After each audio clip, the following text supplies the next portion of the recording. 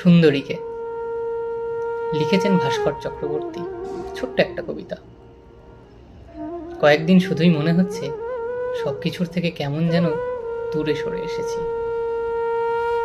শুধু 3 তলার ঘরটা এখন আরো কাছাকাছি, আর সোনাঝুরি। কোনো কিছুরই পরোয়া করি না আমি আর। কবিতা লিখতে এসেছিলাম, কবিতা লিখে চলে যাব। তো এই যে মমতাহীনতা আর কাটাতার, এই যে অনুভূতিহীনতা, এই সব কিছুই আমাকে আজ গলা টিপে ধরেছে। ব্যাপার স্যাপার ভালো ঠেকছে না কিছুই। অভিশাপগ্রস্ত দেবতার পায়ের পাতার মতো এই জীবনটা কোথায় রাখবো আজ সুন্দরী, কোথায়? নমস্কার।